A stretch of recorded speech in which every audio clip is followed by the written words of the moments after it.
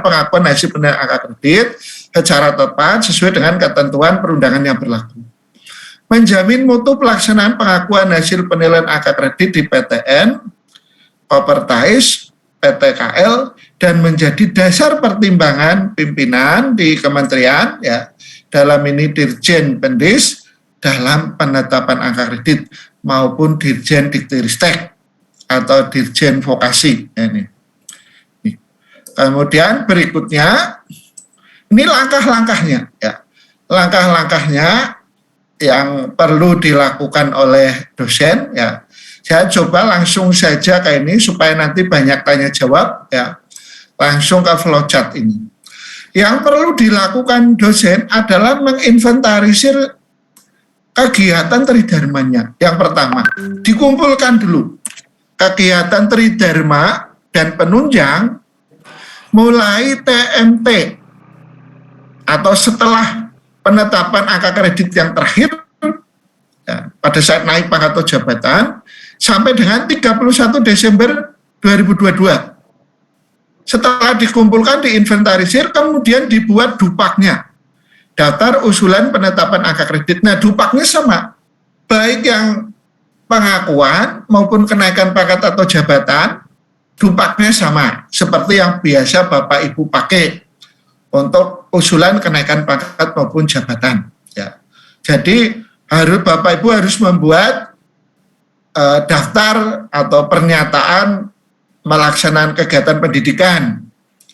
Kegiatannya apa saja, tiap semester disusun, kemudian angka kreditnya berapa. Nah, berapa atau bagaimana cara mengisi angka kreditnya? Mengikuti ketentuan yang ada di Permen PAN RB 17 Junto 46 tahun 2013 beserta POPAK-nya, POPAK 2019. Ya, angka kreditnya di situ. Nah, untuk kegiatan penelitian juga demikian Bapak Ibu, diisi sesuai dengan ketentuan, dibuat daftar kegiatan penelitiannya, angka kreditnya, pengisiannya sesuai POPAK 2019. Nah, karena penilaian angka kredit ini berlaku angka kredit maksimum, apakah harus mengisi maksimum? Silahkan Bapak Ibu, ya. Kalau nanti akan diverifikasi oleh tim penilai di perguruan tinggi atau di fakultas, misalkan ada yang memverifikasi, kemudian nilainya berdasarkan nilai dari tim penilai, silahkan. Ya. Kalau hanya diverifikasi saja, dosen bisa mengklaim angka kredit maksimumnya. Kalau misalkan monograf, angka kreditnya sebagai penulis tunggal ya maksimal 20. Gitu. Kemudian buku referensi penulis tunggal ya maksimal 40. Nah, seperti itu ya. Kemudian daftar kegiatan pengabdiannya juga diisi, penunjang ya. Nanti ditandatangani oleh pimpinan jurusan atau paling tidak kaprodi di situ ya. Ketua prodi, karena ada yang beda, ada yang tidak ada jurusan tapi ada kaprodinya ya. Di ini apa? Ditandatangani pimpinan jurusan dupaknya. Kemudian jurusan atau prodi membuat rekapnya. Rekap nanti sesuai dengan form F dan G. Ini saya membuat rekapnya.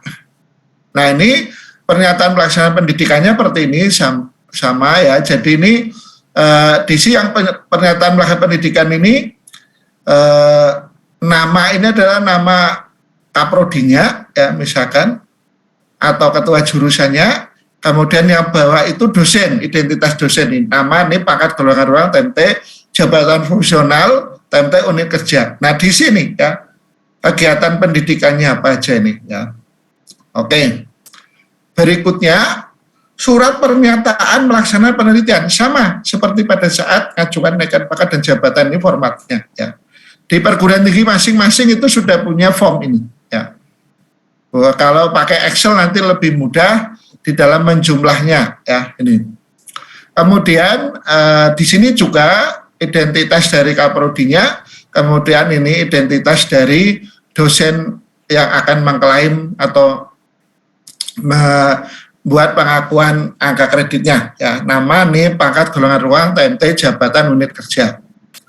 Kemudian berikutnya daftar untuk kegiatan pengabdian kepada masyarakat, ini diisi, kemudian penunjang tugas dosen, kemudian nanti akan ada berita acara. Nah, namun demikian berita acara ini tidak perlu diketik karena sudah disiapkan atau sudah ada di aplikasi di Kemenak yang pengakuan maupun di Kemendikbud. Jadi nanti setelah Excel rekap ya, form F dan G itu diunggah itu ya, nanti datanya akan masuk, data rekapnya, PDF dari berita acara ini ya, lampiran F ini, maaf ya, lampiran F ini nanti bisa diprint, dicetak, atau dicetak, ditandatangani rektor atau pimpinan, kemudian di-scan, diunggah lagi, kirim. Nah, itu udah selesai ya.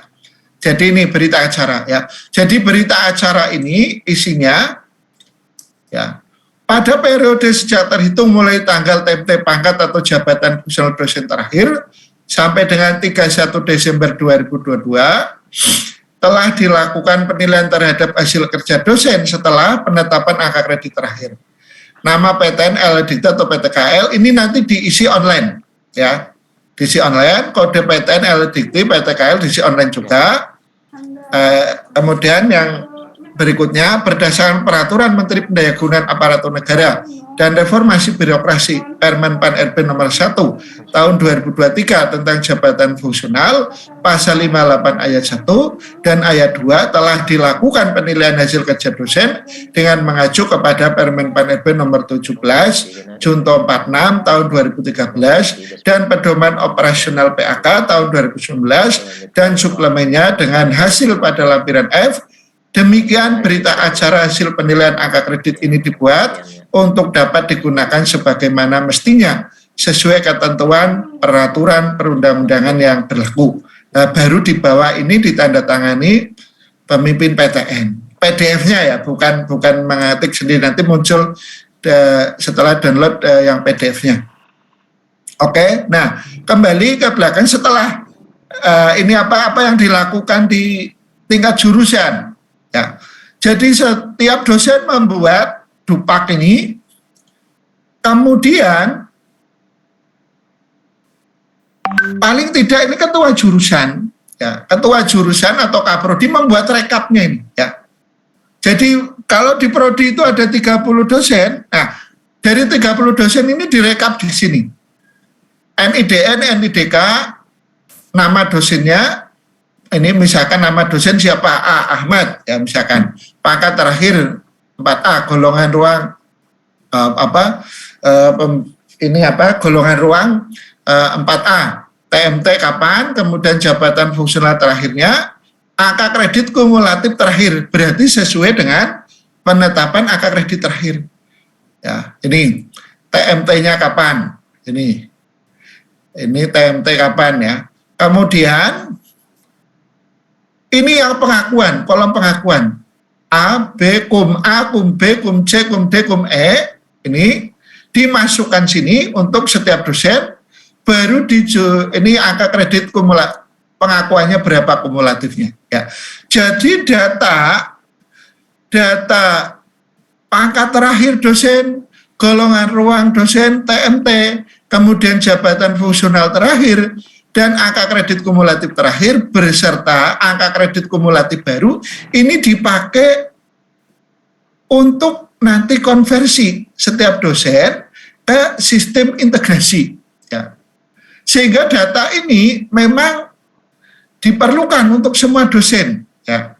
Nah, kalau tidak mengisi, misalkan dosen tidak mengisi di sini, nah berarti data yang bersangkutan nanti kan tidak terkirim ke BKN. Nah, ini tertinggal ya. Kemudian berikutnya ini data dosen dan penetapan angka kreditnya, ini formnya hampir sama. Nah, ini yang misalkan dilakukan oleh jurusan. Dari jurusan bisa dikirim ke fakultas, direkap ya. Fakultas ini membuat rekapnya saja. Dokumen-dokumen dupak dan bukti fisiknya yang dimiliki dosen itu tidak perlu dikirim ke fakultas, cuma rekapnya. rekap ini juga dari fakultas dikirim ke universitas. Nah, nanti dari universitas yang membuat rekap keseluruhan dosen di UIN Banjarmasin ini nanti diunggah ini rekapnya ini. Ya. Nah, bagaimana memverifikasi nih karya-karya ini di Dupa ini? Datanya dari mana? Karena masa transisi ini waktunya pendek, silahkan gunakan sumber data untuk memverifikasi yang ada. Kalau adanya di online, Pangkalan Data Pendidikan Tinggi, atau di Sister, atau Sinta, atau Bima, atau sistem informasi manajemen di perguruan tinggi Bapak Ibu semua, atau di Kopertais, atau di PTKL, atau di database Scopus misalkan, di database Web of Science, di database jurnalnya, di OJS-nya. Yang penting bisa diverifikasi oleh verifikator ini atau tim penilai di fakultas misalkan, boleh digunakan. Kalau tidak punya online-nya misalkan adanya buku-buku cetak, silahkan. Ya. Ini dalam rangka untuk memverifikasi, memvalidasi bahwa angka kredit pengakuan itu memang didukung data ya, data yang valid ini. Oke, jadi itu Bapak Ibu berkaitan dengan unggah. Kemudian berikutnya ini sudah tadi ya kami sampaikan berkaitan dengan lini masa usulan dan penilaian angka kredit dosen ya. Jadi batas akhir unggah itu 15 Mei 2023, baik usulan baru maupun perbaikan. Nah, ini akan dikonversi dulu ke sistem konvensional. Nah, apa perbedaan sistem konvensional dengan sistem terintegrasi? Salah satu perbedaannya adalah cara penilaian. Ya. Kalau dalam sistem konvensional yang mengacu kepada Permen Pan RB 17 Junto nomor 46 tahun 2013, angka kredit dosen itu dinilai per karya, ya, karya buku ajar dinilai 20 poin, buku referensi 40, nah itu dinilai masing-masing. Nah, nanti ke sistem baru mulai 1 Juli 2023, penilaiannya adalah menggunakan sistem integrasi. Pada saat sekarang masih menggunakan sistem lama, pengelolaan SKP, BKD dan pangkat itu sendiri-sendiri terpisah. Nanti pada sistem integrasi, sesuai dengan Permen Pan RB nomor 1 tahun 2023, pengelolaan SKP, BKD, dan pangkat itu menjadi satu kesatuan. Yang semula penilaiannya itu berdasarkan per karya, nanti dinilai ya global. Ya. Jadi pada evaluasi kinerja periodik, 6 bulan pertama misalkan, ya dinilai. Nanti dosen akan mendapatkan predikat apa? Nah, yang dinilai apa? Komponennya. Komponen dari hasil kerja, yaitu tridharma dan penunjang itu, nanti dinilai. Apakah sesuai dengan ekspektasi pimpinan perguruan tinggi enggak? Sesuai dengan visi misi diferensiasi perguruan tinggi enggak? Capaiannya sesuai target yang diberikan oleh pimpinan tidak?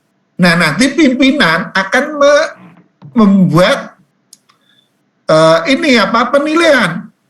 Kemudian meranking juga, membuat pemeringkatan, misalkan satu prodi, Kaprodi nanti akan membuat pemeringkatan dari 30 dosen yang dia pimpin, ada 30 dibuat yang paling baik siapa, yang masuk kategori sangat baik siapa, yang baik siapa, yang kurang siapa. Atau mungkin sangat baik semua karena melebihi ekspektasi pimpinan semua kinerjanya. Ya, ini. Nah, di samping unsur dari hasil kerja, yang kedua adalah dari aspek perilaku. Ya.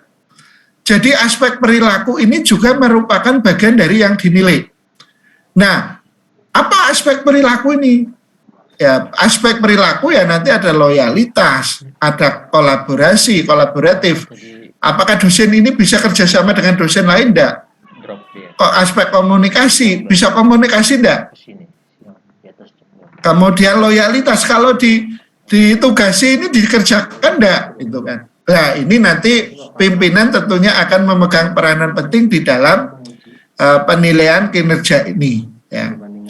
Jadi nanti hasil penilaian, ya, kombinasi dari hasil kerja, penilaian hasil kerja dengan penilaian perilaku akan menghasilkan predikat kinerja. Nah, predikat kinerja dosen berdasarkan sistem integrasi nanti ada 5 predikat. Sangat baik, baik, cukup, perlu perbaikan, sangat kurang. Ini. Nah, angka kreditnya di mana? Angka kreditnya nanti mengikuti koefisien angka kredit. Tidak dihitung berdasarkan per karya, tapi mengikuti predikat. Dan mengikuti jenjang jabatan fungsionalnya. Contoh, kalau jenjang jabatan fungsionalnya profesor, kalau dia dinilai kinerjanya setiap tahun oleh jurusan, oleh ketua jurusan misalkan baik, maka angka kredit yang dia peroleh nanti predikat baik itu 50. Kalau dalam waktu 4 tahun dia predikatnya baik terus ya. Kemudian posisi dia sebelumnya pangkatnya pembina utama madya misalkan golongan 4D ya, jabatannya profesor 4D ini. Nah, dia sudah kerja 4 tahun dengan sistem integrasi ini mendapatkan kinerja baik terus, berarti kan setiap tahun 50, 4 tahun 200, maka yang bersangkutan bisa naik pangkat, naik golongan dari 4D ke 4E. Itu adalah sistem yang baru. Ya. Jadi tidak dinilai per karya ini.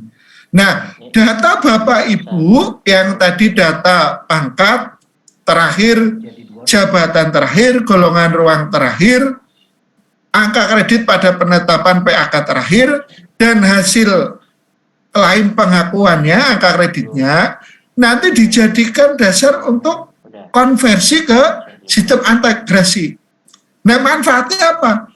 Bisa dimungkinkan Bapak Ibu yang semula misalkan 4E, sebelum mengajukan klaim, kemudian klaimnya angka kreditnya banyak, bisa dimungkinkan juga dari klaim itu Bapak Ibu mendapat hak kenaikan pangkat. Ya, ini. Kalau kenaikan jabatan sesudah 30 Juni harus mengikuti mekanisme kenaikan jabatan sesuai dengan sistem yang baru. Berikutnya, kebijakan ini yang baru kami sampaikan di sini. Bisa kita ringkas, penilaian dan penetapan angka kredit hasil kerja dosen sampai dengan 31 Desember 2022, penilaiannya dilaksanakan paling lambat 30 Juni 2023. Penilaian dan penetapan angka kredit sampai dengan 30 Juni 2023 berpedoman pada Permen Panerba nomor 17, Junto nomor 46 tahun 2013. Hasil penilaian 30 Juni 2023 dapat digunakan untuk kenaikan pangkat pada periode Oktober 2023. Nah ini ya, kenapa penting Bapak Ibu. Jadi Bapak Ibu yang sudah punya cukup angka kredit, kalau bisa untuk naik pangkat, maka diajukan saja supaya bisa digunakan untuk naik pangkat nanti pada periode Oktober 2023. Pada 30 Juni 2023 dilakukan 2 hal. Yang pertama, penetapan angka kredit berdasarkan sistem konvensional, yaitu untuk hasil kerja dosen sampai dengan 31 Desember 2022. Yang kedua, penetapan angka kredit sistem integrasi, yaitu untuk hasil kerja dosen mulai 1 Januari 2023, penilaian pada 30 Juni 2023 merupakan penilaian periodik berdasarkan Permen Panerba nomor 1 tahun 2023 ya. Jadi Bapak Ibu sekarang sebenarnya sudah dinilai kinerjanya, diatur dan dinilai menggunakan Permen Panerba nomor 1 tahun 2023 ya. Kemudian semua dosen dihimbau mengajukan klaim angka kredit ya. baik angka kredit lama sesuai TMT penetapan angka kredit terakhir dan angka kredit pengakuan untuk karya-karya yang belum pernah dinilai. Oke. Nah, bagaimana tindak lanjut kebijakan transisi di perguruan tinggi ini? Nah, tentunya pimpinan dituntut dapat menciptakan ide baru dan atau cara baru dalam peningkatan kinerja yang memberi manfaat bagi organisasi atau negara. Ini inovasi kebijakan baru, ya. Termasuk seperti halnya di tempat kami ini juga baru saja sosialisasi kemarin, ya. Kemudian ada edaran juga untuk mendorong dosen-dosen mengajukan klaim pengakuan angka kredit dan memberikan informasi atau data berkaitan dengan kepangkatan dan jabatan posisi terakhir ini. Nah, inovasi yang lain, kebijakan baru tentunya didukung instrumen, ya, didukung ini apa kebijakan misalkan dibentuk tim untuk membantu atau melayani kegiatan ini, ya. Dan tentunya kebijakan-kebijakan lain yang bisa mendorong kegiatan ini bisa diselesaikan sesuai tepat waktu karena tentunya bebannya ini luar biasa, ya, serentak, ya. Kemudian pengelolaan kinerja dosen sesuai dengan Permen PNB nomor 1 tahun 2023, ya. Ini gambaran saja, ya. Jadi inti dari kebijakan transisi ini sebenarnya berkaitan dengan pengakuan angka kredit dan penyelesaian penilaian usulan pangkat maupun jabatan sampai dengan 30 Juni 2023. Namun demikian, saya coba di sini sisipkan sedikit gambaran pengelolaan kinerja dosen ke depan sesuai dengan Permen PAN-RB nomor 1 tahun 2023. Jadi nanti pengelolaan kinerja dilakukan secara terintegrasi, ya. Aplikasi dari Sister tentunya juga akan diupdate, ya. Jadi pengelolaan SKP, kemudian pengelolaan BKD dan pangkat nanti terintegrasi, termasuk dalam penetapan formasi jabatan ini. Nah, langkah-langkah di dalam pengelolaan kinerja ini ada 4 yang utama. Yang pertama, perencanaan kinerja, kemudian yang kedua, pelaksanaan, pemantauan, dan pembinaan kinerja. Yang ketiga, penilaian kinerja. Keempat, penghargaan dan sanksi. Pada perencanaan kinerja, ini tentunya di dalam penyusunan SKP, ada penetapan dan klarifikasi ekspektasi, ya. Jadi, ketua jurusan atau kaprodi ini memiliki kontrak kerja dengan dekan. Dekan memiliki kontrak kerja dengan rektor. Rektor memiliki kontrak kerja dengan menteri. Ya. Sehingga di sini penugasan yang diberikan oleh pimpinan jurusan atau pimpinan prodi kepada dosen ini adalah berdasarkan kepada relevansi dengan visi misi diferensiasi perguruan tinggi. Ya. Dengan visi misi kementerian ini harus relevan.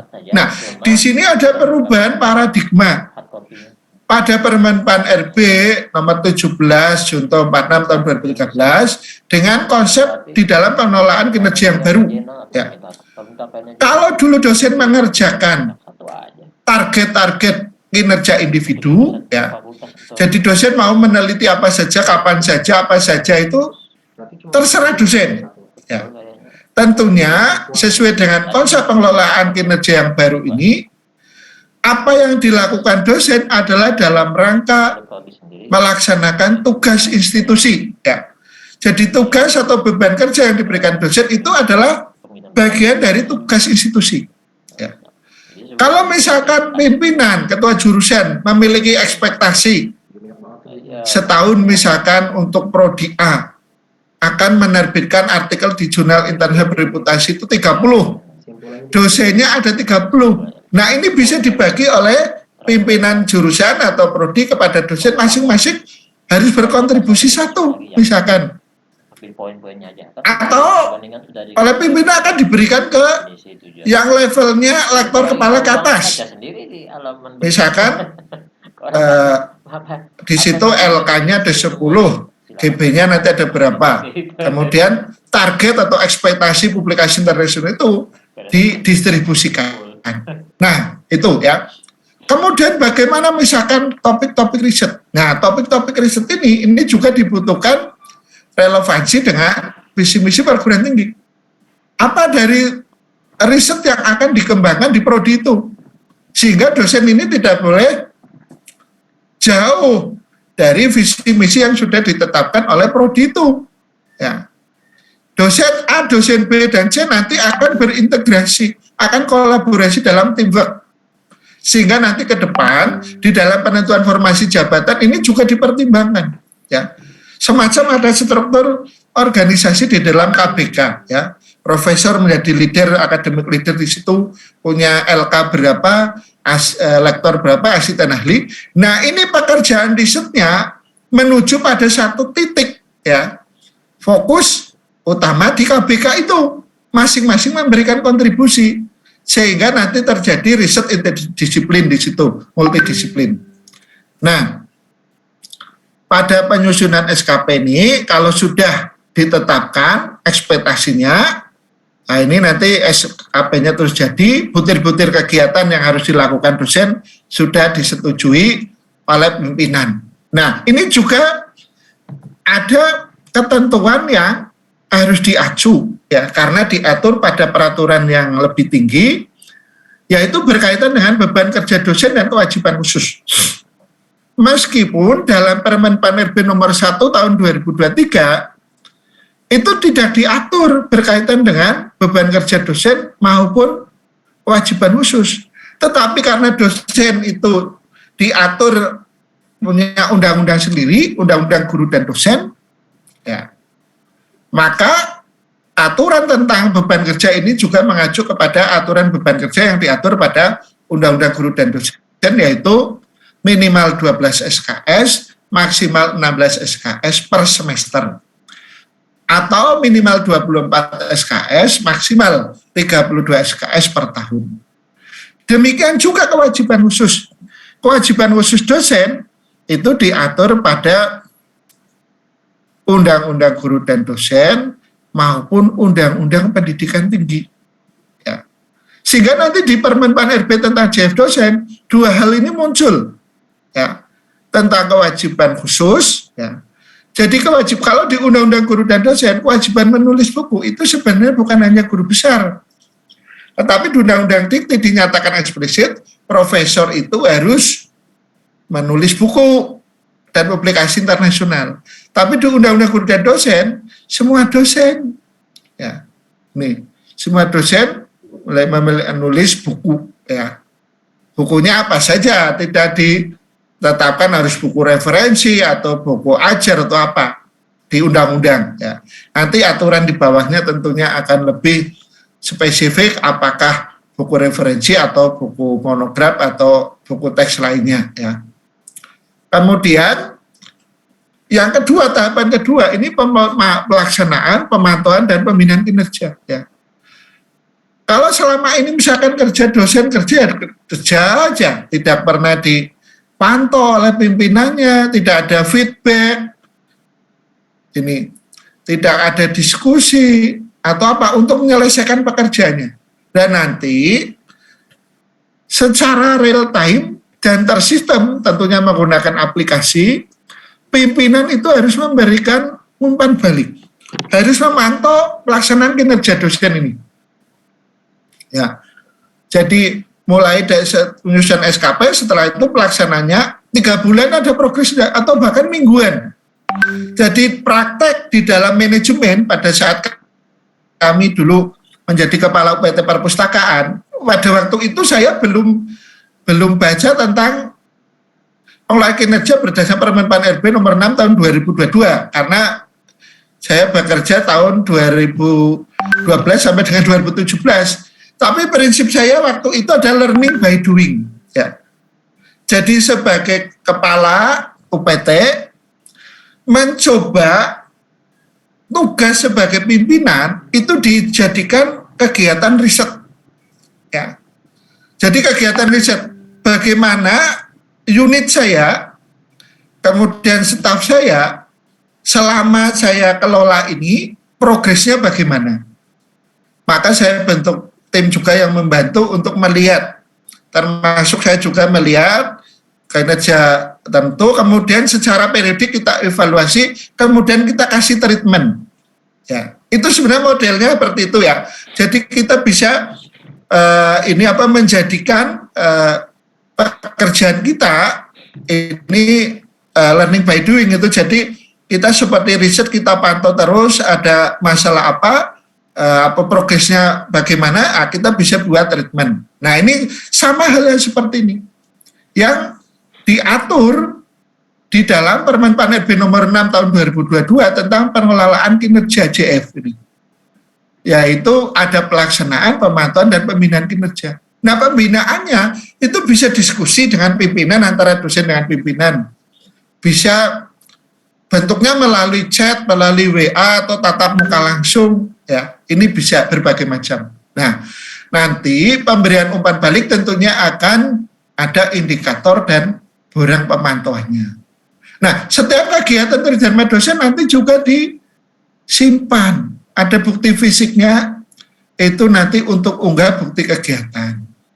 Kemudian ada pengembangan kinerja.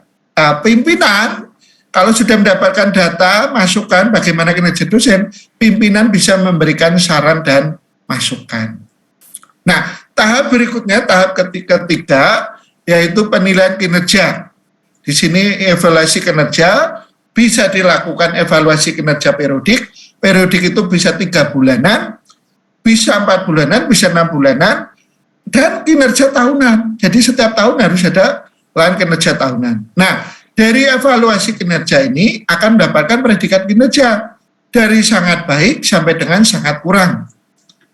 Dari predikat kinerja ini akan dikonversi ke angka kredit yang sesuai dengan koefisien angka kredit tiap tahun masing-masing jenjang JF. Ya. Kemudian kalau dosen ini sudah bekerja pada periode tertentu, angka kreditnya sudah cukup untuk naik pangkat, nah ini dosen akan dapat penghargaan melalui promosi. Dosen yang angka kreditnya mencukupi, maka yang bersangkutan itu akan masuk ke kelompok rencana suksesi. Ya. Rencana suksesi ini nanti dosen akan mengikuti mekanisme kenaikan jenjang jabatan fungsional. Mekanisme kenaikan pangkat dalam jabatan fungsional. Nah, syaratnya bagaimana untuk naik jabatan itu misalkan? Yang jelas, angka kredit kumulatifnya harus terpenuhi. Sama dengan aturan yang lama. Nah, ini yang beda. Kalau yang sebelumnya tidak ada uji kompetensi kenaikan jenjang, nanti ada uji kompetensi kenaikan jenjang. Nah, bentuk uji kompetensi ini bermacam-macam. Bisa melalui portofolio, bisa wawancara, bisa presentasi, bisa membuat proposal riset, rencana kerja ke depan, dan seterusnya. Ini adalah bentuk-bentuk uji kompetensi untuk kenaikan jenjang. Kemudian syarat promosi yang lain. Nanti predikat kinerja 1 tahun terakhir ya bernilai baik. Kemudian memenuhi syarat khusus jabatan fungsional dosen, memenuhi kualifikasi pendidikan, dan sesuai kebutuhan formasi jabatan fungsional dosen. Nah, berkaitan dengan pedoman penyusunan formasi jabatan fungsional dosen ini, ya, untuk Kemendikbud itu sudah ready ya, siap. Jadi nanti 1 Juli 2023 itu sudah siap. Nanti setiap perguruan tinggi itu akan diminta menghitung formasinya sesuai dengan beban kerja rata-rata yang dosen di situ, beban kerjanya berapa. Ya. Kemudian kurikulumnya bagaimana, relevansi dengan kurikulum. Kelompok bidang keahliannya bagaimana, rencana pengembangan ke depan bagaimana. Nah, itu akan menentukan kebutuhan formasi JF. Ya. Nah, hasil perhitungan yang dilakukan oleh perguruan tinggi ini akan dikirim ke kementerian, kementerian nanti akan memverifikasi, dan data itu akan dikirim ke BKN tersistem, ya, sehingga tidak seperti kemarin yang formasi jabatan fungsional dibuat saja oleh perguruan tinggi, tetapi tidak tersistem ya, jadi masih manual ya. Nanti tersistem dan itu akan dipakai, ya, akan mengacu kepada formasi yang sudah ditetapkan. Apakah formasi itu tidak bisa berubah? Bisa, ya, kalau ada pengembangan, ya, ada rencana pengembangan. Tentunya nanti melalui usulan itu akan diverifikasi. Syaratnya bagaimana? Ya kalau misalkan sudah ada usaha pengembangan dari formasi JF baru di perguruan tinggi tersebut, bidang keilmuan yang baru sudah mulai dirintis dikembangkan, sarprasnya sudah, SDM-nya sudah, mahasiswanya sudah ditambah, sehingga perlu dibuat formasi JF baru. Oke, ya ini. Kemudian, meskipun di Permen Pan RB nomor 1 tahun 2023 belum diinformasikan berkaitan dengan asisten ahli, lektor, kepala, dan profesor, namun ketentuan itu mengikat kepada semua JF. Dan nanti berkaitan dengan JF dosen itu tidak akan berubah. Tetap asisten ahli, lektor, kepala, dan profesor. Kenapa? Karena itu diatur di undang-undang. Undang-undang Dikti telah mengatur, undang-undang untuk guru dan dosen juga, bahwa JF dosen itu ada 4, asisten ahli, lektor, kepala, dan profesor. Nah, kepangkatannya itu mengikuti Permen Pan RB nomor 1 tahun 2023. Ya.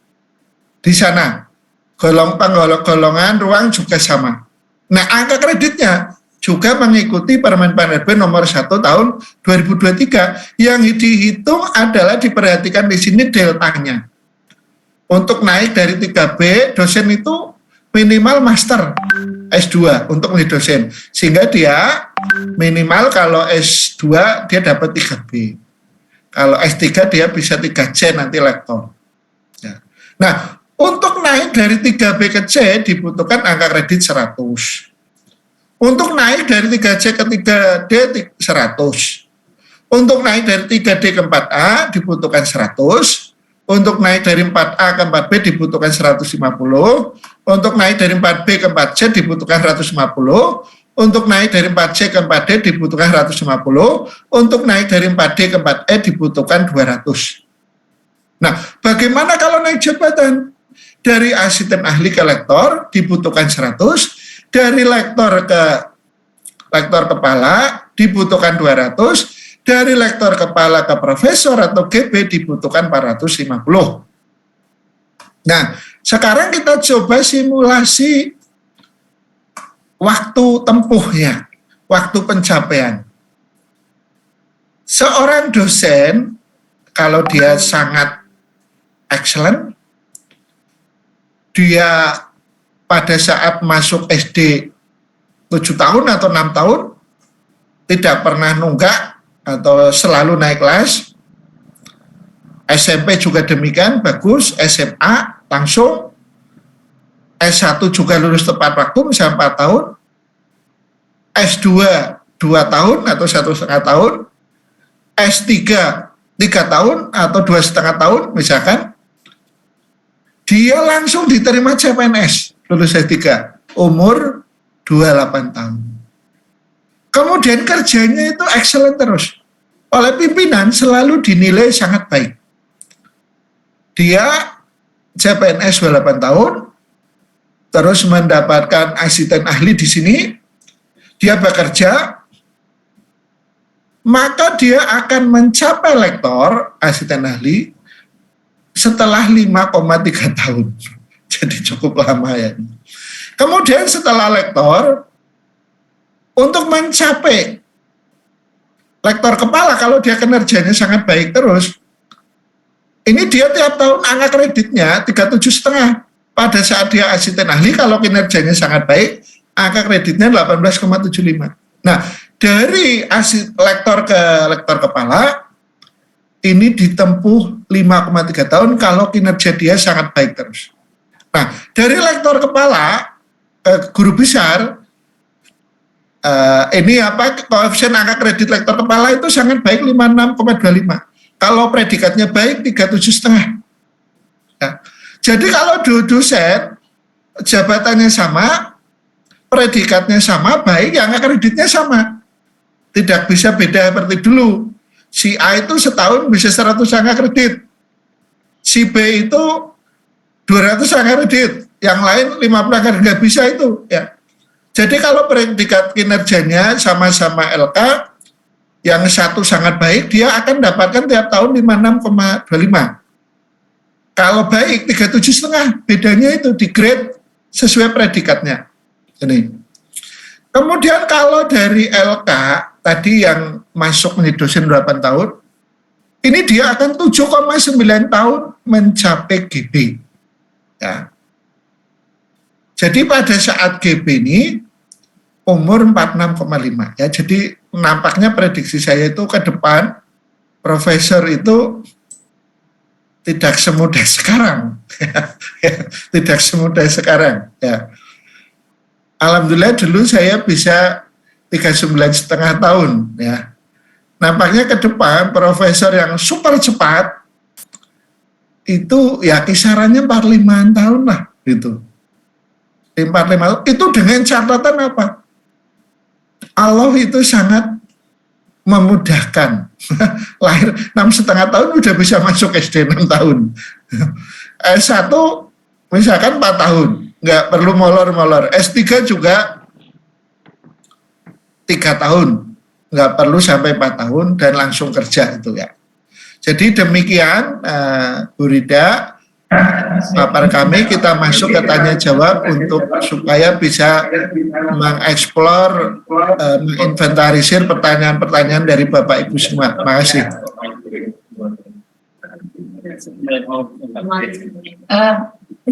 Baik, terima kasih atas paparannya, Prof. Kami persilahkan kepada Bapak Ibu yang ingin mengajukan pertanyaan di kesempatan kali ini. Silakan raise hand, nanti panitia akan membukakan mic-nya. Prof. Sutikno hari ini akan membersamai kita maksimal pukul 10 WITA atau 9 WIB, karena setelah ini beliau akan melaksanakan rapat terkait dengan pedoman jabatan fungsional. Silakan Pak Muradi.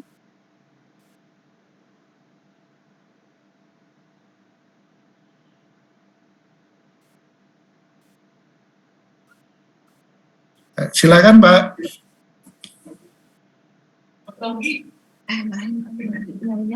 Ya. Silakan Bapak. Terima kasih.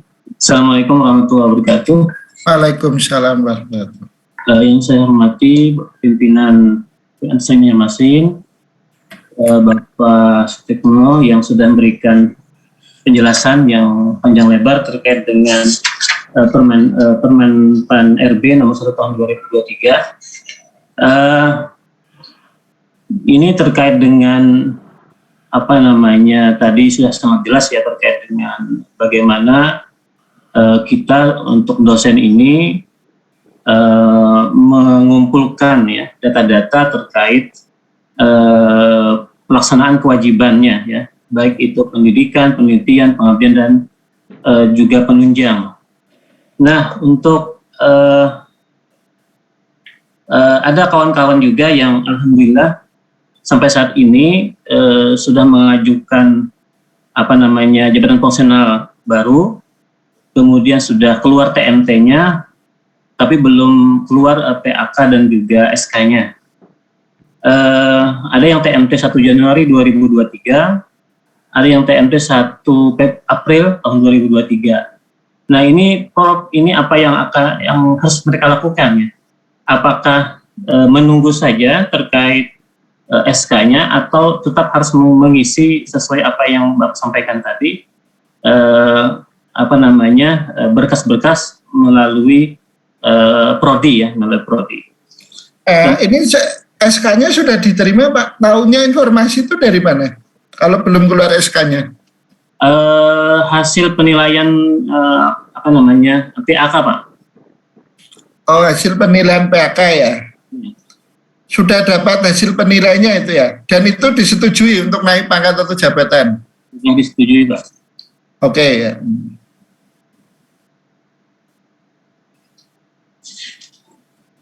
Oke, apa dijawab langsung atau penanya ke berikutnya? Gimana Prof? Dijawab langsung atau kita teruskan ke pertanyaan selanjutnya?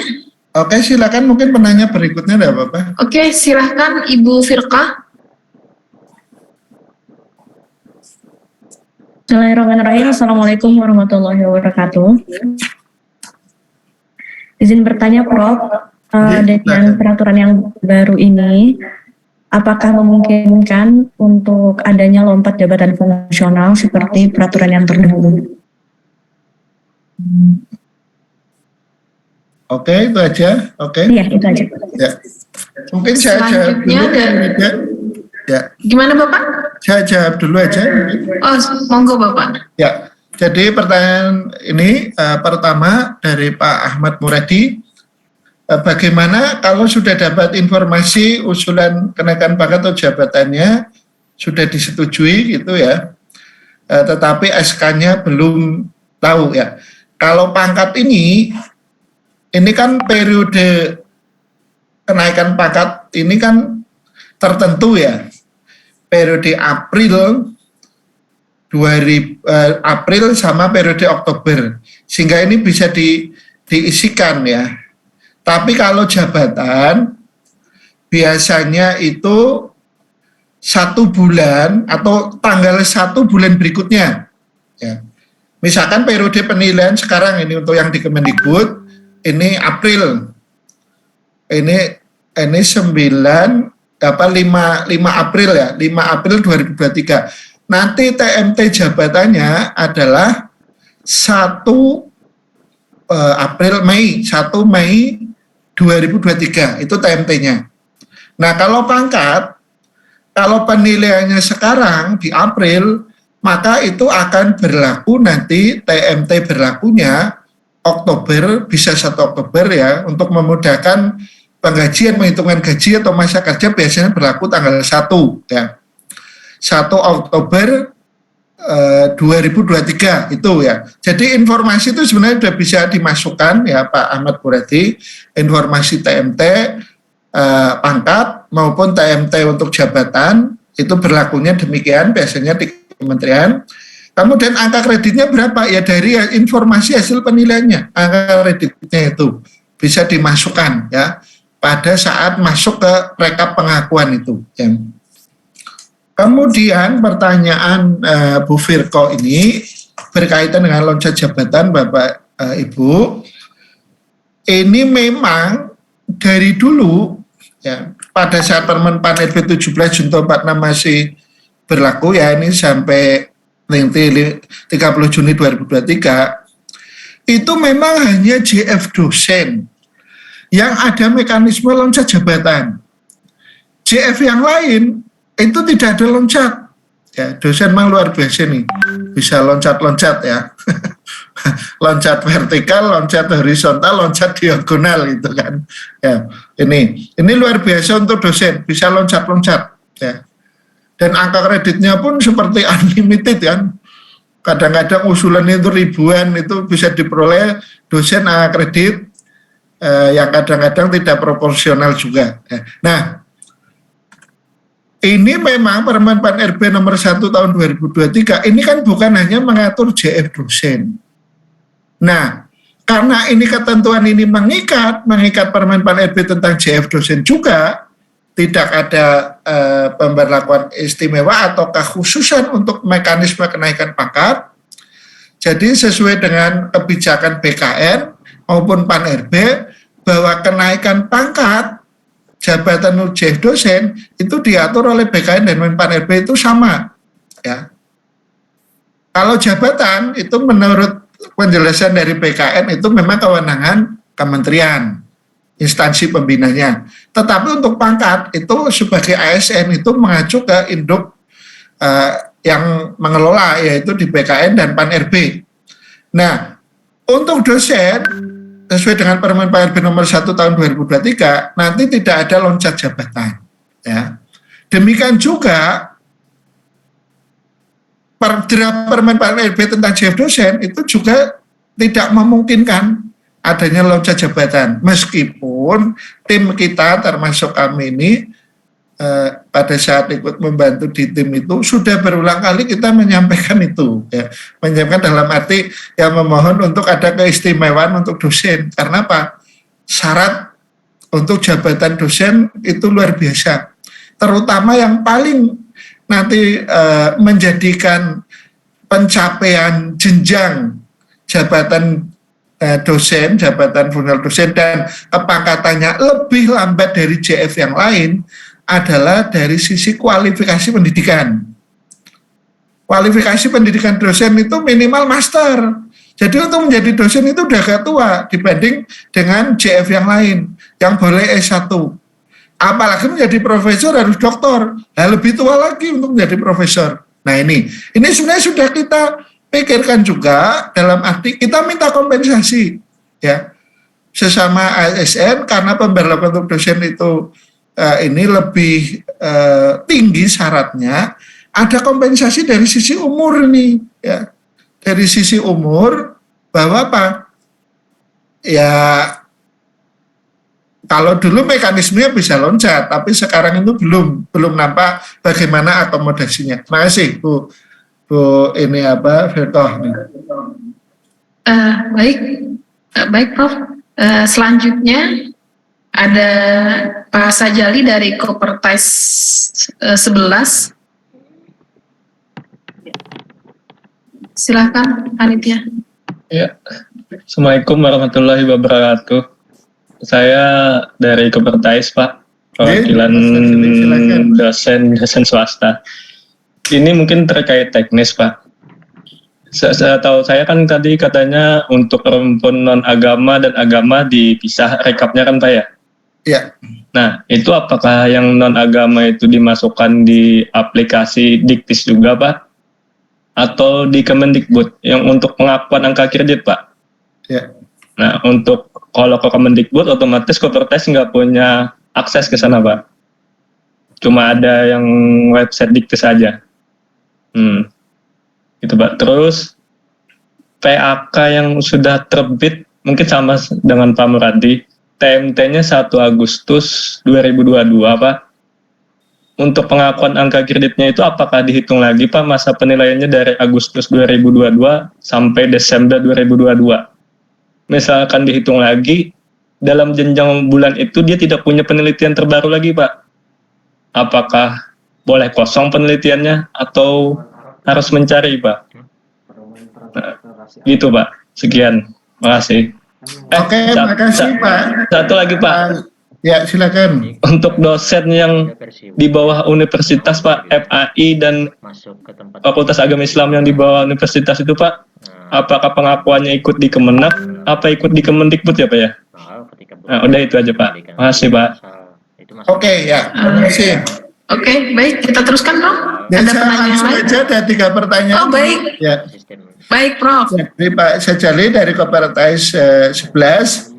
Ini memang ini ya perlu kerjasama ini ya, mensinergikan 2 kementerian yang di situ ada rel penghubung ya, karena yang diatur oleh Undang-Undang Dikti tentang penyelenggaraan pendidikan tinggi keagamaan ini, yang diatur adalah rumpun ilmu agama, termasuk pengelolaan dosennya. Ya, ini dibedakan pada rumpun ilmunya. Yang rumpun ilmu agama itu dikelola oleh Kementerian Agama, yang rumpun non ilmu agama pembinaannya dan pengelolaannya itu oleh Kemendikbud Ristek. Nah, berkaitan dengan pengakuan ini, ya, untuk dosen rumpun ilmu agama yang dibawa Kemenak ini. Dosen rumpun ilmu agama yang dibawa Kemenak untuk yang PTN, misalkan PTKN, ini langsung ke Kemenak menggunakan aplikasi ptk.kemenak.go.id. Untuk yang rumpun ilmu agama yang umum, yang dibawa Kemenak, yang PTN, ini tentunya dikirim ke Dikti. Jadi berkasnya ini beda ya. Daftar rekapnya ini beda. Yang antara yang rumpun ilmu agama dan yang non rumpun ilmu agama itu filenya beda. Nanti yang rumpun umum itu dikirim ke Dikti menggunakan aplikasi pak.kemendikbud.go.id. Caranya sama, ya. Cara flowchart programnya sama, aplikasinya, formnya itu sama semua, ya. Hanya laman webnya itu beda. Yang Kemenag pak.ptk.kemenag.go.id, yang Kemendikbud pak.kemendikbud.go.id itu punya. Nah, bagaimana yang PTS, ya? PTS di bawah ini itu apa, Kementerian Agama misalkan, ini kan berkaitan dengan Kopertais dan LDikti ini ya. Untuk yang rumpun ilmu agama PTS ini ya harus nanti ke Kemenag, ya. Kalau itu di PTS di atasnya sebelum ke Kemenag itu ada Kopertais, ya melewati koordinatnya Kopertais dulu.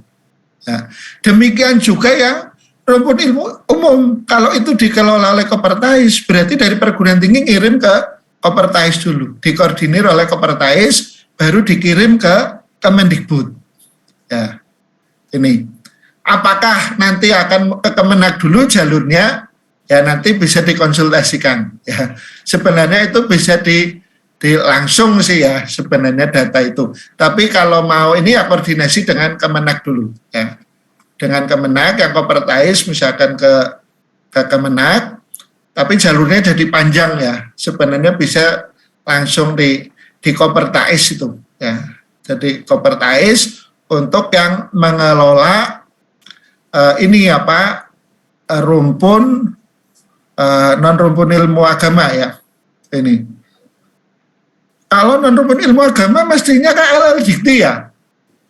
Mestinya misalkan ini Universitas Muhammadiyah. Universitas Muhammadiyah misalkan di Banjarmasin misalkan. Atau Universitas NU di Banjarmasin itu. Ini kan dia kan mungkin ada yang rumpun ilmu agama, ada yang non rumpun ilmu agama. Tentunya yang rumpun ilmu agama ini koordinasinya dengan Kopertais. Untuk yang rumpun ilmu umum koordinasinya dengan LDikti. Ini. Nah, yang jalur LDikti nanti ke Kemendikbud, yang Kopertais nanti ke Kemenag. Ya, masih. Kemudian berikutnya yang ini apa TMT-nya 1 Agustus 2022. Nah, ini kan Agustus ke Desember itu kan mungkin belum banyak karya ya, ada karya tapi belum banyak misalkan. Nah silakan mau diklaim boleh, mau tidak juga boleh. Kalau penelitiannya masih kosong ya kosong, tapi mungkin pendidikan ada, ya silakan diklaim. Tapi data pada PAK, penetapan angka kredit yang TMT 1 Agustus 2022 ini kan dibutuhkan. Angka kreditnya berapa? Kalau pengakuannya kosong nggak apa-apa, tapi angka kredit pada penetapan PAK terakhir ini diperlukan untuk konversi ke sistem integrasi. Ya. Kemudian untuk dosen yang PAI universitas ini sudah saya jawab tadi sekalian ya. Makasih. Baik Prof, masih ada beberapa orang yang raise hand. Berkenan saya bacakan yang di chat Zoom ya Prof. Silakan. Ini ada pertanyaan, bagaimana dengan yang pengajuan usul PAK-nya masih ada perbaikan? Apakah harus mengajukan pengajuan juga atau seperti apa? Ini dari Bu Fatwiyah. Yang kedua, ya. Yang kedua, PAK jabatan fungsional dosen itu ada kesalahan perhitungan karena ada perbedaan dengan SK Menteri Agama. Di PAK-nya itu tertulis 400, padahal PAK yang lama berdasarkan SK itu 497,05. Jadi itu bagaimana Prof? Apakah SK-nya harus diperbaiki atau gimana? Oke, ya. Masih saya jawab aja. Yang pertama berkaitan yang sedang mengusulkan pangkat atau jabatan tapi belum kelar ya, belum memenuhi atau masih perlu perbaikan. Perlu nggak ini apa mengajukan pengakuan? Pertama berkaitan dengan angka kredit pada penetapan akhir, angka kredit terakhir itu dibutuhkan ya, itu jelasnya. Yang pertanyaan itu yang pengakuan. Nah, pengakuan ini saya penting perlu ya ini apa untuk penanya perlu membuat pengakuan, khawatir nanti sampai dengan 15 Mei kewajiban untuk perbaikan itu tidak terpenuhi. Ya. Memang ada kebijakan kalau kewajiban tidak terpenuhi perbaikannya itu akan langsung diberikan angka kredit sesuai dengan hasil penilaiannya. Nah, namun ini kan nanti agak menyulitkan di kementerian harus mengekstrak usulan yang dalam arti ya gagal ya usulan yang tidak memenuhi target itu pemenuhan syaratnya atau memenuhi kriteria untuk naik pangkat atau jabatan. Nah ini dipersilahkan untuk membuat pengakuan juga ya.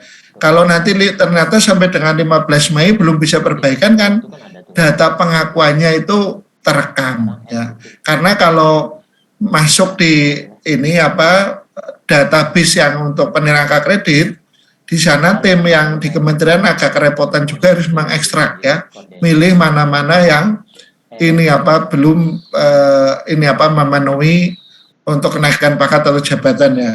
Kemudian berikutnya berkaitan dengan SK yang salah perhitungan untuk pengakuan ini silakan nanti bukti ininya yang salah perhitungan dilampirkan ya karena waktunya ini kan pendek ya.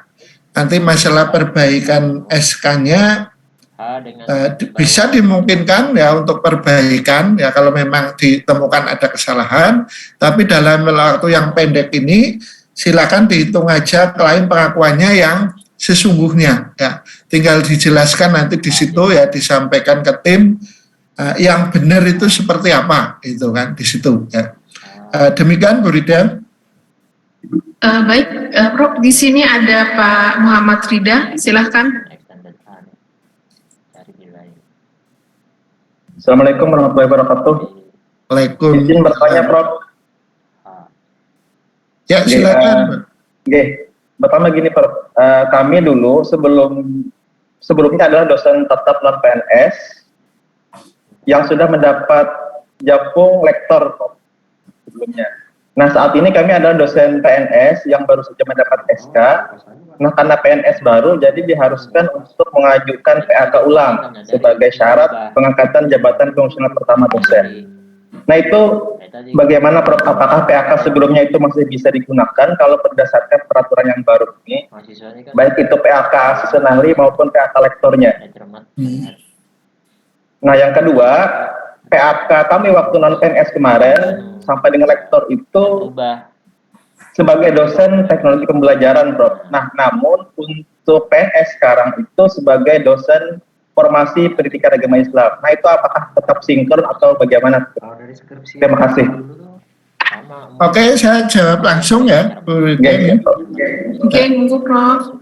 Oke, jadi ini Pak Muhammad Rida ini tentunya akan mengalami dua konversi ya. Yang pertama itu konversi dari dulu dosen tetap non PNS kemudian menjadi PNS ya. Itu ini individu ya. Ya ternyata angka kreditnya kan tidak diakui ya sebelum menjadi PNS. Ya ikuti itu ya. Aturan yang ada memang demikian. Itu misalkan harus mulai dari awal lagi ya. Ya oke ya. Itu diikuti saja karena itu sudah dilaksanakan juga. Nah, kemudian bagaimana untuk konversi ke sistem yang integrasi ini baru? Ya, yang dimasukkan, yang diinput adalah sesuai dengan karir Pak Rida ini terakhir, yaitu sebagai PNS. Ya, jadi data PAK sebagai PNS itu yang dimasukkan, diintegrasikan. Kemudian berkaitan dengan teknologi pembelajaran pada saat sebelum PNS, kemudian PAI. Ya pakai yang sekarang, yang PAI itu. Ya, makasih. Baik, silakan Ibu Mila Hasanah. Panjang pendeknya di sini. Nah, di sini panjang pendeknya. Terima kasih Ibu Rida. Assalamualaikum warahmatullahi wabarakatuh. Bapak Prof, saya ini ingin bertanya. TMT saya ini tanggal 1 Desember 2021.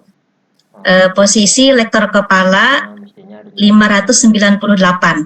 Yang pertama, pembina tingkat 1 4B berarti Pak lah.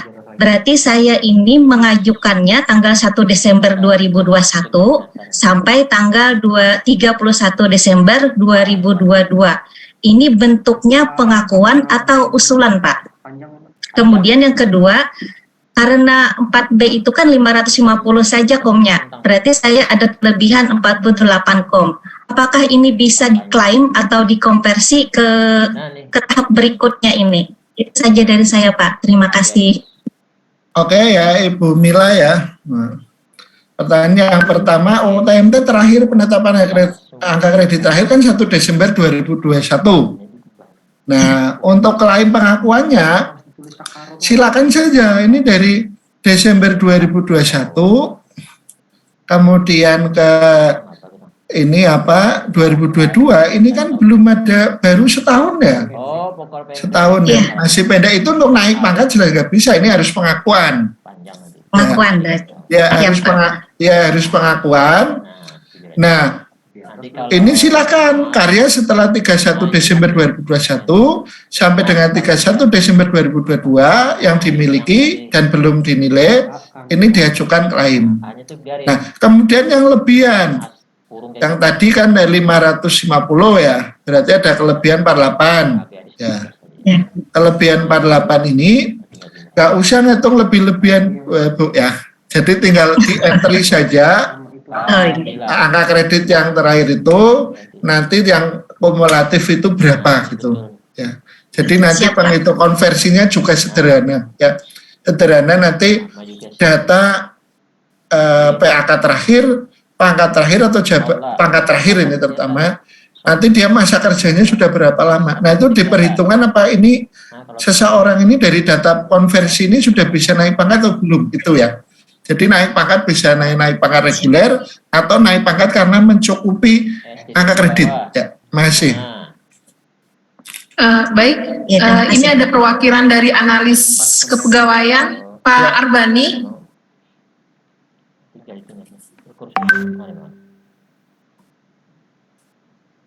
Assalamualaikum warahmatullahi wabarakatuh, Prof. Ya silakan. Bisa didengar suara saya, Prof? Bisa Pak. Ya, makasih. Assalamualaikum warahmatullahi wabarakatuh. Pertanyaan saya ada dua. Bagaimana dengan dosen yang tugas belajar dan tugas umum di luar? Misalnya yang masih menjadi anggota KPO, misalnya. Di UIN ada dua yang masih menjadi anggota KPO, kemudian yang dosen tugas belajar itu ada banyak. Dosen yang tugas belajar itu kan dibebaskan dari jabatannya, jabatan fungsionalnya, kemudian kalau yang mereka tugas di KPO, mereka dibebaskan dari jabatan negerinya. Nah, apakah ini juga diharuskan mengajukan pengakuan angka kredit atau bagaimana? Kemudian yang kedua, dosen yang stagnan. Dosen yang stagnan ini misal 4C lektor cuman belum S3. Kan mereka tidak bisa ke profesor. Nah, kemudian stagnan misalnya di guru besar, mereka sudah 4E misalnya, 1050. Kemudian ada juga kawan-kawan yang misalnya stagnan di 3D, 300 misalnya. Nah, apakah ini mereka juga harus mengajukan pengakuan angka kredit atau bagaimana? Makasih banyak Prof, itu saja. Makasih. Assalamualaikum warahmatullahi wabarakatuh. Makasih Pak, ini Pak Arbani, banyak pertanyaan yang bagus ini. Yang pertama berkaitan banyak dosen yang sedang tugas belajar itu bagaimana ya. Untuk ini dalam kegiatan ini pendataan ini ya angka kredit dosen ini ya. Untuk yang tugas belajar, jadi data yang bersangkutan pada ini penetapan angka kredit terakhir, angka kreditnya, kemudian pangkat dan jabatan yang terakhir itu kan diperlukan ya. Diploma itu entry data yang pertama itu ya. Kemudian yang kedua pengakuan. Kalau pada saat tugas belajar ini ada karya-karya minimal yang jurnal terakreditasi peringkat 2 sampai dengan internasional bereputasi, itu bisa diakui ya. Jadi karya penelitian saja. Tapi yang pendidikan maupun pengabdian penunjang itu tidak. Ini ya. Itu. Jadi sesuai POPAK 2019 lah gitu kan. Ini untuk pengakuannya. Jadi bisa dihitung di situ. Nah, kemudian yang tugas umum di luar. Kalau anggota KPU dibebaskan dari jabatan negerinya dari PNS-nya Pak atau dari apanya? Dari jabatan negeri sebagai PNS-nya. Berarti dia sudah tidak PNS. Masih PNS, cuma dibebaskan sementara Pak, karena itu beliau berarti dibebaskan dari jabatannya, jabatan dosen ya. Tapi masih PNS. Ya, dibebaskan dari ini jabatan dosen. Nah ini apakah nanti dia akan jadi dosen lagi kan kita nggak tahu juga itu ya. Karena dia udah keluar dari dosen, berarti kita di sini kan membahasnya dosen Pak. Itu sudah profesi yang lain. Kerjaan lain itu di luar ranah dosen ya. Ya, kita nggak tahu apakah dia akan menjadi dosen lagi, ngapain juga kita mikir yang kerjaan yang lain kan. Ya. Jangan-jangan nanti dia nyalon menteri gitu kan, malah. Ya jadi dosen jadi menteri, kapan jadi menteri terus jadi apa gitu kan, yang nggak ada kaitannya dengan dosen gitu kan. Ya.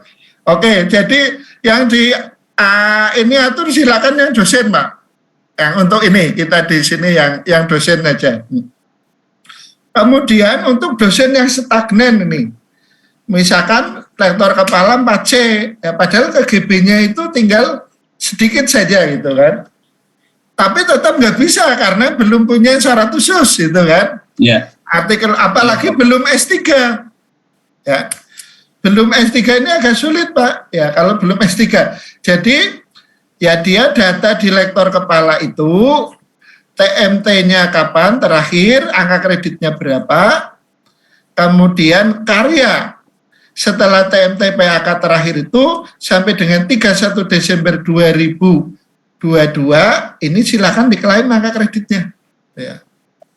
Ya, diklaim. Tapi untuk menjadi profesor harus S3 dulu Pak. Iya. Harus S3 Pak. dulu. Kalau untuk profesor kan memang harus S3. Ya. Kemudian yang stagnan 4E. Ya. Nanti di aturan baru, walaupun dia sudah mencapai 4E, itu harus mengumpulkan angka kredit juga Pak. Namanya angka kredit pemeliharaan. Nah, untuk kaitan ini kan sebenarnya konversi juga. Ya, kalau konversi, ini kan kalau pengakuannya memang dia nggak butuh. Untuk mengklaim angka kredit baru dia nggak butuh. Karena apa? Dia nggak butuh untuk naik lagi. Tetapi data angka kredit terakhir, pangkat terakhir, jabatan terakhir itu diperlukan untuk konversi status dia di sistem yang baru. Ya. Jadi ibaratnya kalau kita sering saya beberapa forum saya ilustrasikan kita mau berkendara di jalan tol ya. Kalau mau lewat jalan tol sekarang kan harus pakai e-tol Pak. Ya. Nah, kalau kita masih bawa uang cash, kan nggak bisa masuk. Nah, angka kredit yang masih cash itu dimasukkan ke e-tol itu, ya. Supaya nanti ke sistem integrasi itu bisa terbaca, itu kan. Nah itu ya. Jadi meskipun Pak T nanti data sebelum pensiun ini kan belum pensiun kan Pak? Ya belum. Ya. Padahal nanti kalau dia belum pensiun sampai dengan 70 tahun, dia kan harus mengumpulkan angka kredit pemeliharaan. Nah posisi dia status terakhir itu kan harus terdata di PKN, ya. Di sistem dosen secara keseluruhan. Kemudian kalau 3D 300, nah 3D 300 ya ini perlakuannya sama Pak. Nah 3D kan berarti dia di lektor. Kalau belum naik jabatan ke LK belum bisa karena syarat khususnya, atau mungkin yang lain gitu kan, angka kreditnya belum mencukupi. Lah ini untuk masa transisi ini ya pengakuan saja. Tapi kalau angka kredit mencukupi dan syarat lain mencukupi, bisa dikejar ini Pak. Sampai dengan 15 Mei 2023 diusulkan ke Dikbud atau ke Kemenak. Terakhir 22 Mei 2023 ya. Jadi masih ada waktu ini. Nah, ini yang diperlukan oleh perguruan tinggi untuk mendorong dosen. Kalau yang sudah memenuhi ya silakan diajukan segera. Kalau belum memenuhi untuk naik jabatan atau pangkat, usulkan saja untuk pengakuannya. Makasih Pak Arbani. Ya, makasih Prof. Baik Prof, sesuai dengan kesepakatan ini sudah tepat pukul 10 WITA, meskipun antusiasme peserta hari ini cukup tinggi, bahkan ada pertanyaan di chat, di room Zoom juga sudah yang resen. Mohon maaf sekali Bapak Ibu, dengan berat hati kita harus mengakhiri kegiatan ini. Berkenan kepada Bapak Ibu yang ingin menanyakan banyak hal lagi untuk menitipkan pertanyaan kepada Wakil Dekan 1 yang besok akan berhadir dalam kegiatan pendampingan bersama Kemendikbud, bersama dengan rekan-rekan di Kementerian Agama.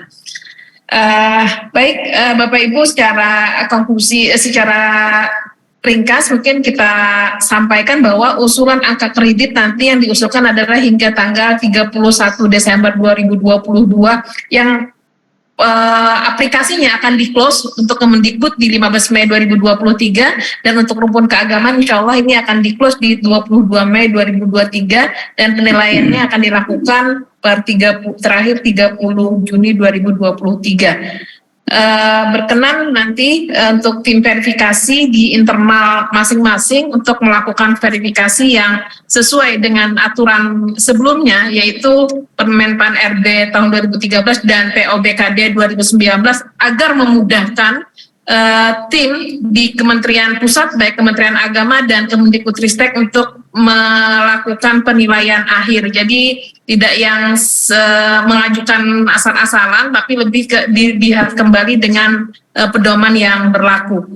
Dan terakhir, pengakuan yang digunakan ini nantinya akan dijadikan sebagai database BKN untuk digunakan dalam sistem terbaru. Begitu ya, Prof ya? Oke, Bapak Ibu, kami ucapkan terima kasih kepada Prof. Sutikno yang berkenan berbagi bersama kami hari ini. Semoga